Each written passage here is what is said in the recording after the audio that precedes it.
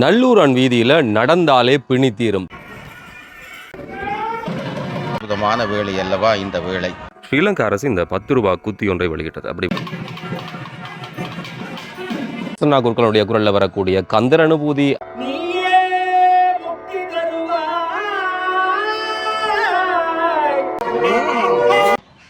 முருகப்பெருமானுடைய திருவிளையாடல்கள் நடத்தி காட்டிய இந்த நல்லூருக்கு மணல் வழங்குவதில்லை.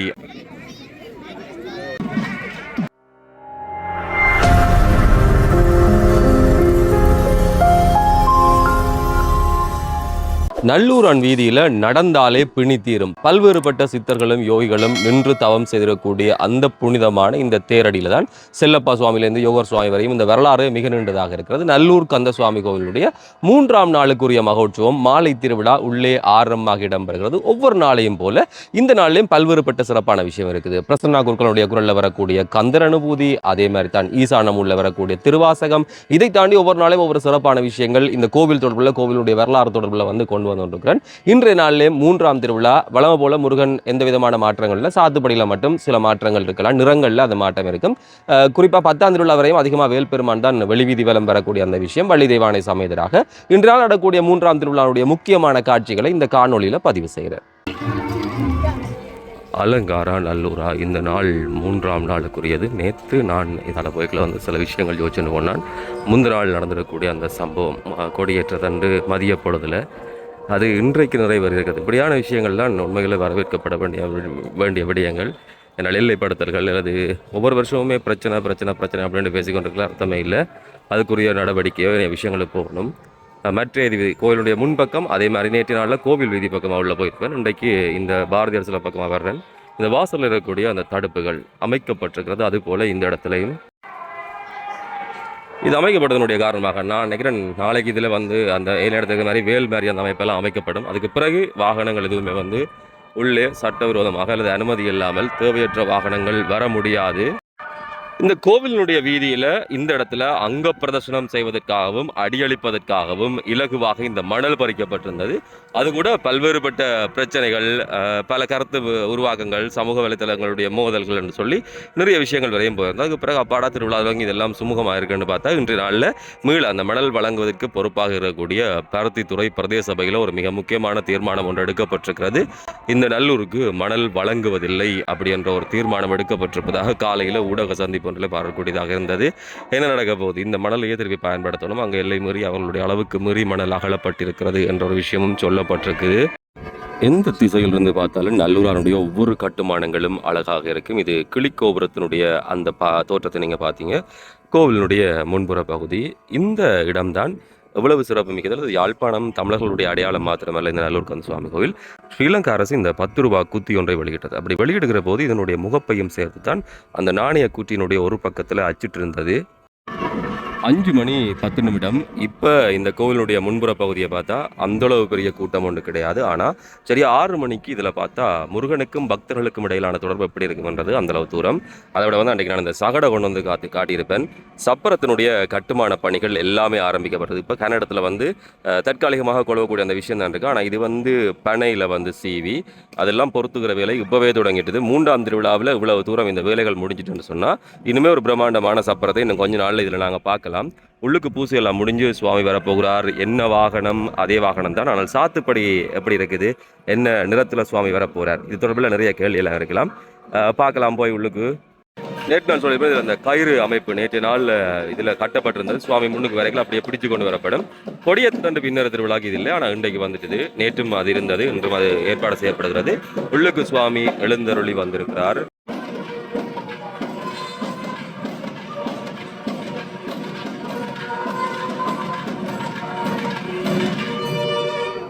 ஐயா ஆட்டாயங்கோ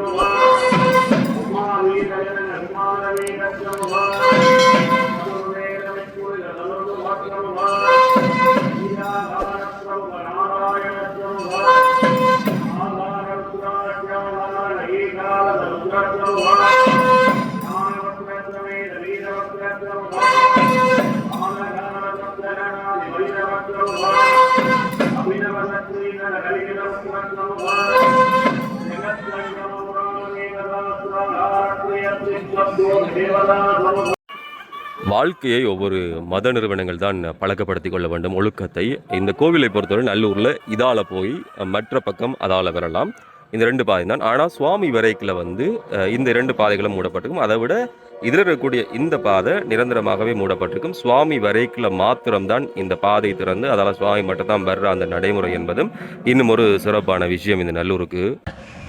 இப்பொழுது நாங்கள் இந்த பகுதியிலே நின்று கொண்டிருக்கும் இடமானது தேரடிக்கு அருகாமையில் என்று சொல்லலாம். இந்த தேரடிக்கு அருகாமையிலே முருகப்பெருமானுடைய திருவிளையாடல்கள் நடாத்தி காட்டிய சித்தர்கள் வாழ்ந்த இடம். செல்லப்பா சுவாமிகள், யோகர் சுவாமிகள், கடையிற் சுவாமிகள், குடையிற் சுவாமிகள் என்று பல்வேறு சித்தர்கள் இந்த தேரடியிலே இருந்து இந்த ஆலயத்துக்கு வரும் அடியவர்களுடைய நோய் நொடி துன்பங்களை எல்லாம் நீக்கி அவர்களுக்கு வாழ்வளித்து அவர்களுக்கு வேண்டிய வரங்களை எல்லாம் வழங்கி அவர்களை வாழ்வித்ததாக நாங்கள் பார்க்கக்கூடியதாக இருந்தது. அவர்களின் அந்த சித்து விளையாட்டுகளினாலே அவர்கள் மக்களை வாழ வைத்தார்கள் என்ற செய்தியை நாங்கள் தருகின்றோம். இப்பொழுது மாலை வேளை எங்கு பார்த்தாலும் மக்கள் இப்பொழுது ஆலயத்தை நோக்கி வந்து கொண்டிருக்கின்ற வேளை அல்லவா இந்த வேளை. இன்றைக்கு அங்கே மூலஸ்தானத்திலே இருக்கின்ற வேற்பெருமான் இன்றைக்கு அங்கே எழுந்தருளி வந்து கொண்டிருக்கின்றார். தங்க வேற்பெருமான் எல்லா ஆலயங்களிலேயும் அங்கே பரிவார மூர்த்திகளும் மூலமூர்த்தியும் எழுந்தருளி மூர்த்தங்களாக வெளிவருவது மரபு. ஆனால் நல்லூர் ஆலயத்திலே கொடியேற்ற விழா தொடங்கி 10 நாட்கள் வரையும் அங்கே மூலஸ்தானத்திலே இருக்கின்ற தங்க வேற்பெருமான் தான் அங்கே முருகப்பெருமானாக எழுந்தருளி வருகின்றார். சிலர் கேட்கலாம், இது முருகப்பெருமானுடைய கையிலே இருக்கின்ற அந்த வேலாயுதம் மட்டும் எவ்வாறு எடுத்து வரலாம் என்று. ஆனால் அது மிக சக்தி வாய்ந்ததல்லவா. அதனாலே தான் முருகப்பெருமான் வேலாயுதத்தை அங்கே கிரகஞ்ச மலையை பிளந்து அங்கே சிறை வைத்திருந்த அந்த தேவர்களை மீட்ட அந்த வேலானது அங்கே சூரன், தாரகன், சிங்கன் என்ற 3 அவுணர்களையும் பிளந்து அங்கே தேவர்களை காத்த வேலல்லவா. அதனாலே தான் இந்த வேலை நாங்கள் நல்லூரிலே மூலஸ்தானத்திலே வைத்து வழிபடுகின்றோம். அதே போல விழாக்களிலும் மிக சிறப்பாக எடுத்து வரப்படுவது இந்த ராஜ விண்ணணியிலே இந்த நிகழ்வு நடைபெற்று வருகின்ற இந்த செய்தியை நாங்கள் தருகின்றோம். அதாவது கிபி 13ஆம் நூற்றாண்டிலிருந்து ஒல்லாந்தர் போர்த்துகீயர் வந்து யாழ்ப்பாணத்தை கைப்பற்றிய காலம் வரை நல்ல பகுதியை ஆட்சி புரிந்த தமிழ் மன்னர்கள் சுமார் 225 ஆண்டு காலத்தில் 25க்கு மேற்பட்ட தமிழ் மன்னர்கள் அங்கே கொடி, குடை, ஆலவட்டம், அரண்மனை என்று தங்களுக்கு வேண்டிய எல்லா கட்டமைப்புகளையும் உருவாக்கி குதிரைப்படை, யானைப்படை, காலாட்படை வீரர்களை எல்லாம் வைத்திருந்து இந்த நெல்லை பகுதியிலே இருந்து கொண்டு ஆட்சி புரிந்ததாக நாங்கள் வரலாற்று ஆவணங்கள் மூலம் அறிகின்றோம். அங்கே கைலாய மாலை மற்றும் யாழ்ப்பாண வைபவ மாலை மற்றும் ஏனைய நூல்கள் மூலமாகவும் நாங்கள் இந்த செய்திகளை எல்லாம் இன்று வரை அறிகின்றோம் என்றால் மிகையாகாது. அந்த வகையிலே இந்த நல்லூர் ஆலயத்தினராலே அங்கே எழுதி வெளியிடப்பட்ட அந்த நூலிலே கூட இந்த விடயங்கள் எல்லாம் மிக தெளிவாக குலசபாநாதன் அவர்களாலே அந்த எழுதப்பட்டது. அந்த நூலும் இங்கே வெளியிடப்பட்டு இந்த திருவிழாக்கள் பற்றிய விவரங்களை எல்லாம் அந்த நூல்கள் வாயிலாக நாங்கள் அறியலாம். அதாவது 25 திருவிழாக்களும் எவ்வாறு நடைபெறுகின்றது, இவ்வாறு நடைபெற வேண்டும் என்று அந்த நூலிலே மிக விவரமாக எழுதப்பட்டிருக்கிற அந்த செய்தியை நாங்கள் தருகின்றோம்.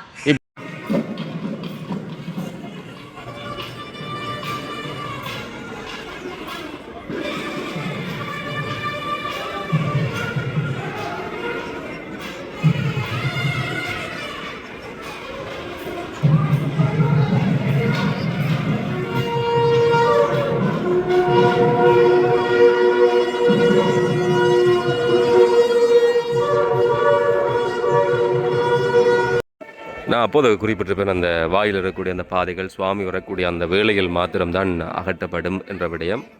அது இப்போது அகற்றப்பட்டிருக்கிறது. அதே மாதிரி தான் இந்த வாயிலால் வந்து இப்போது பக்தர்கள் யாரும் உள்ளே போக முடியாத ஒரு காயிரோண்டு காட்டியிருப்பினோம். இதெல்லாம் அகற்றி இந்த இடத்தால் முருகன் வருவதற்காக மாத்திரம்தான் இந்த வழி திறக்கப்படும். சிவாச்சாரியர்கள் சிவப்பு நிற ஆடையோடு இன்று வந்திருக்கிறார்கள். முருகனுடைய சாத்துப்படியும் அதே சிவப்பு நிறத்தோடு வேல் பெருமானாக இப்பொழுது எழுந்தருளுகிறார்.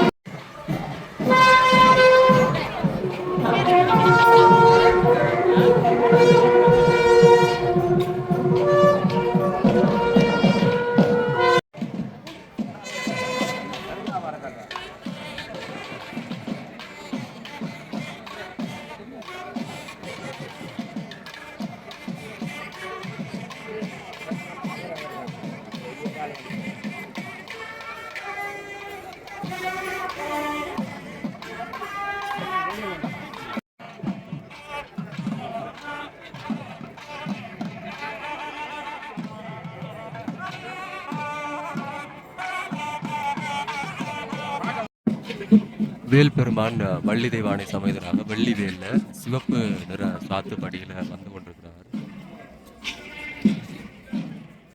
கம்பீர குரல் மூலம் கந்தர் அனுபூதியை தருவதற்கு பிரசன்னா குருக்கள் இந்த கிளிக்கோபுர வாசலில் இருக்கிறார். அதே வேளையில வந்து சுவாமி எழுந்தருளி இந்த கோபுர வாயிலை நோக்கி இப்போது வந்து கொண்டிருக்கிறார்.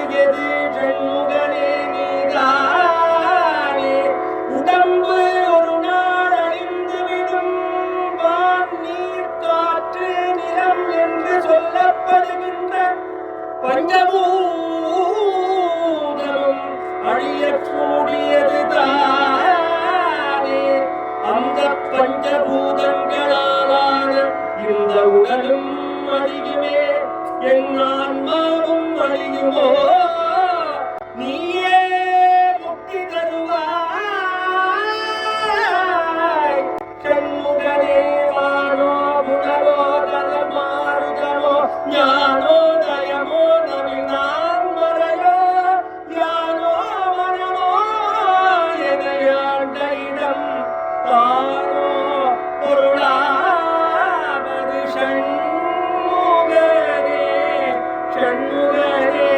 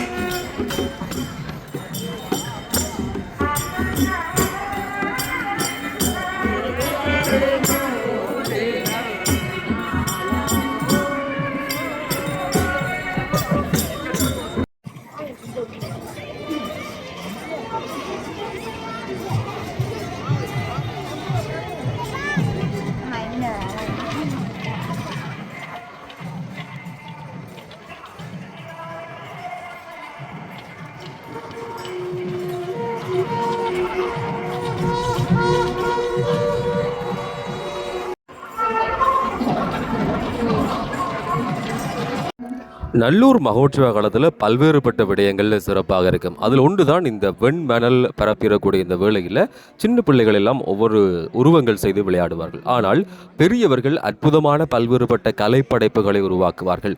தெய்வ உருவங்களை இந்த மணலில் உருவாக்குற கலை என்பது இந்த நல்லூர் திருவிழா காலங்களிலே மிக பிரபலமானது. அப்படியான ஒரு விஷயத்தை ஒரு ஒரு ஆள் இதில் செய்து கொண்டிருக்கார். உண்மையிலே பூஜை வழிபாடுகளாக முடிந்து எல்லோரும் வீடு திரும்புகிற வேளையிலே கோவிலுடைய முன்புற பகுதியில் குவிக்கப்பட்டிருக்கக்கூடிய இந்த மணலில் தெய்வ விக்கிரகங்கள் செதுக்கப்படுகிறது என்பது முக்கியமான விஷயம். நிறைய நாள் இந்த சமூக வலைத்தளங்கள்ல எல்லாம் பார்த்து பகிர்ந்து பல்வேறுபட்ட விஷயம் இருந்தாலும் அவரை நேர சந்திக்கிற வாய்ப்பு இன்னைக்கு கிடைச்சது. அவர் கண் முன்னாலே அவர் செய்து கொண்டிருக்கார். அவர்கிட்ட கேட்டு பார்க்கலாம் எப்படி இந்த அனுபவம், ஏன் இப்படி செய்ய தொடங்கினார், இதற்கு பின்னால் இருக்கக்கூடிய அந்த விஷயங்கள் அவற்றையும் அவர்கிட்ட கேட்கலாம். என்னுடைய பெயர் சுகுமார் அப்பா சுப்பிரமணியம். நான் வேலணையில் வசிக்கின்றேன். வேலணை டிஎஸ் ஆஃபீஸில் அபிவிருத்தி உத்தியோகத்தராக கடமையாற்றுகின்றேன். 2002ஆம் ஆண்டிலிருந்து ஏதோ முருகண்ட திருவருளால் இந்த கலையை முருகண்ட அருளாளியை பயின்று இந்த மண்ணிலும் வேறு ஆலயங்களிலும் அதை செய்து கொண்டு வருகிறேன். ஒவ்வொரு வருஷம் அப்போ இருந்து எங்கே படிச்சீங்க? படித்ததுண்டா இந்த சிற்பம் படித்தது இந்த முருகண்ட இதுலேயே தானாக சும்மா செய்து அப்படியே வந்தது. அவ்வளோ நிறுத்தி வச்சுருக்கிறீங்க, ஒன்றும் படிக்கலைன்றீங்க? அது நான் படித்த துறை டிகிரியாக செய்தது பரதநாட்டியம். ஒரு வருஷம் செய்து ஒவ்வொரு நாளும் வந்து செய்வீங்க? எது வந்தாலும் செய்யறதா?